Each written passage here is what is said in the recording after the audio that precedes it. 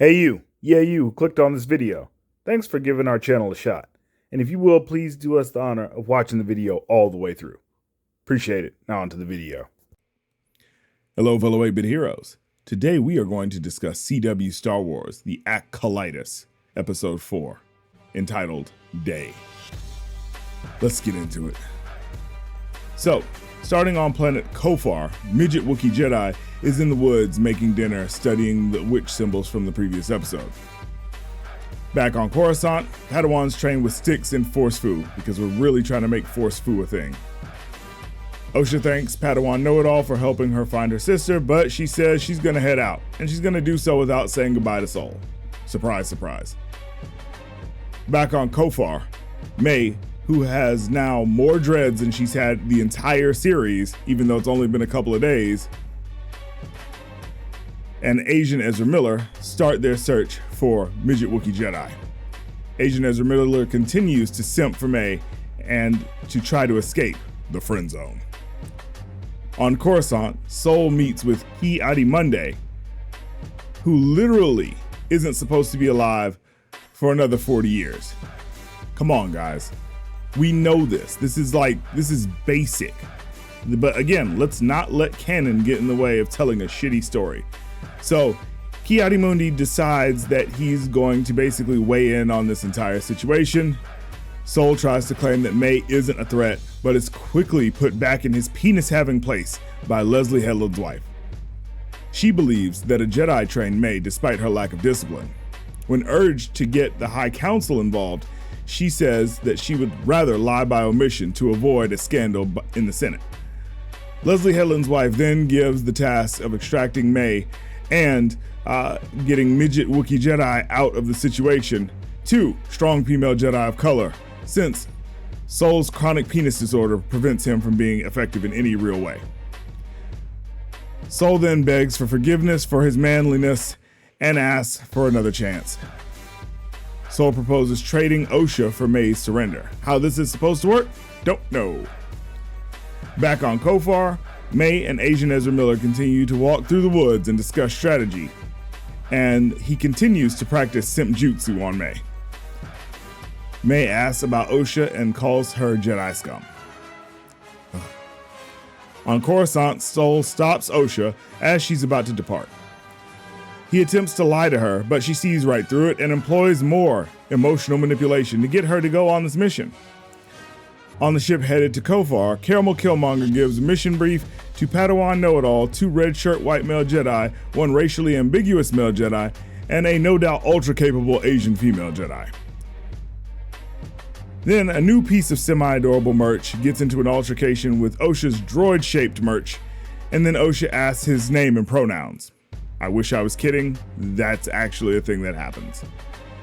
Then, Osha and Padawan Know-It-All make fun of Caramel Killmonger for his chronic penis disorder.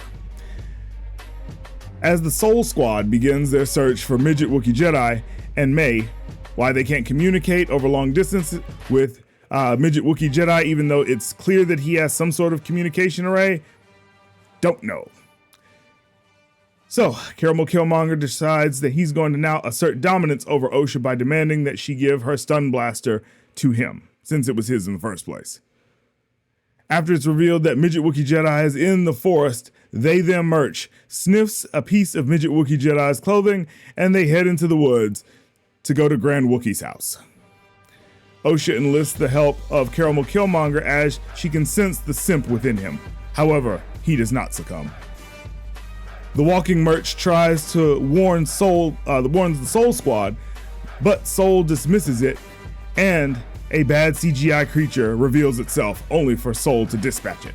However, he did not cook it in the way of his people. Osha expresses guilt over the creature's death to Padawan Know-It-All. They then take a break in the killer forest to discuss Osha's feelings.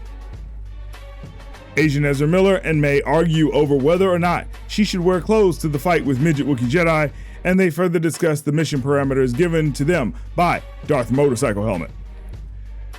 Furry merch has gone missing, only for May to capture Asian Ezra Miller in a honeypot trap using simp bait. She then decides to say fuck it to the mission and to turn herself into the Jedi. When she tells Agent Ezra Miller the plan, for what reason, we don't know, she then leaves Agent Ezra Miller to his simpy fate. Sol then tells Osha that she is now officially ready to be bait, and gives a predictable "I'm about to die" speech. May runs into Furry Merch. Furry Merch then snitches on May and gives the location, and the Soul Squad gives chase. May finds Midget Wookiee Jedi dead with lightsaber wounds, and May suspects Darth Motorcycle Helmet set her up, but the Soul Squad have caught up to her. Sol then senses Darth Motorcycle Helmet, who totally isn't Asian Ezra Miller, and he approaches May menacingly and ignites his red saber, then tosses the entire Soul Squad like a paper ball into the trash, and then the credits roll. So guys, this is another disappointing episode of this show. Again, canon be damned, logic be damned, common sense be damned. They are going to continue this stupid ass ride up until I think this series has 8 episodes. Please let it only be 8. So let me know, sound off in the comments section, whether or not you thought that this episode was worth your time, or if you're just watching this episode, or you're just watching this particular video so that you don't have to watch this garbage ass episode. And if that is the case, I hope I was entertaining enough to at least be worth your time and your subscription. So with that being said, we'll see y'all on the next one. 8-Bit Heroes out. Peace. If you'd like to get a shout out on the channel, then hit that like button, maybe share it with a couple of friends, and do us the biggest honor of all, and subscribe to the channel so you can join the 8-Bit Heroes family. And while you're at it, hit that bell icon so you can be notified when our new videos come out.